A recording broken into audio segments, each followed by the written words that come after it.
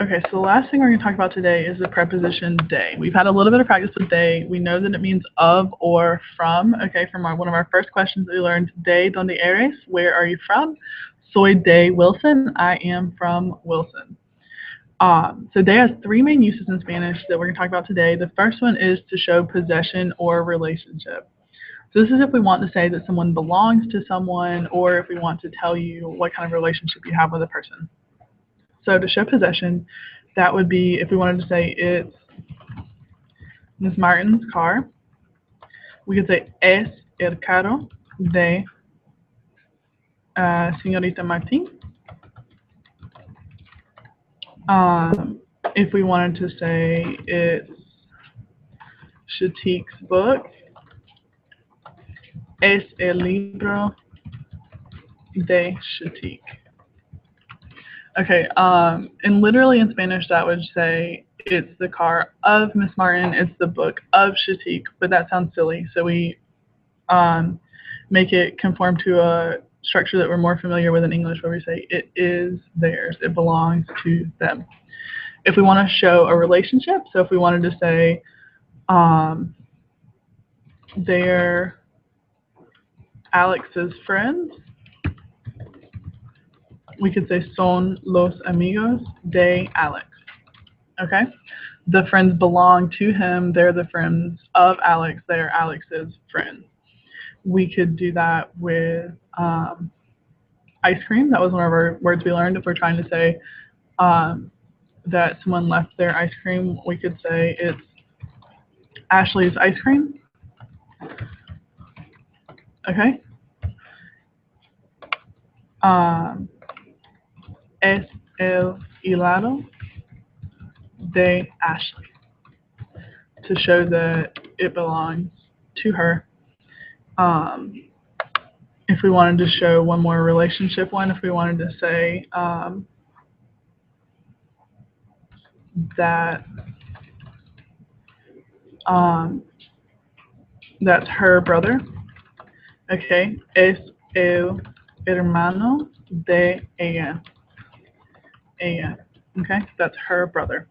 He belongs to her, or they belong together. We can also use de to indicate what type of thing we're describing, so to give it a category or a qualifier. So we saw this was our vocabulary from our last unit, where we say los libros de aventura, okay, for adventure books. If we wanted to talk about scary movies, if you guys were telling me about going to see Annabelle, you could say la película de terror, okay, the scary movie. And again, literally this is saying the book of adventure, the movie of terror, but to make it fit with what we know in English, we say the adventure book, the scary movie, okay? And then the last big use that we have for de is one that we already know to say where someone is from. But just as a quick review, we'll use one from the book, Julio es de Costa Rica. Julio is from Costa Rica. And that is an easy one.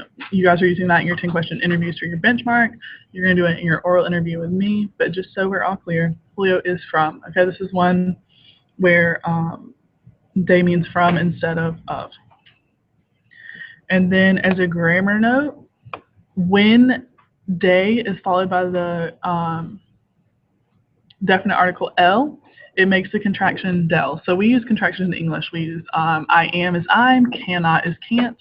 We're going to do the same thing in Spanish. So de plus el is del. So if you wanted to say, if you were telling me about an email that you got, you could say es el correo electrónico del profesor. Okay, it's the professor's email. You can only do this when the person or the thing you're talking about that's coming next is masculine, okay? So if we wanted to say it's the professor's, not the professor, the teacher's email, and your teacher is a lady, it would be es el correo electrónico de la profesora.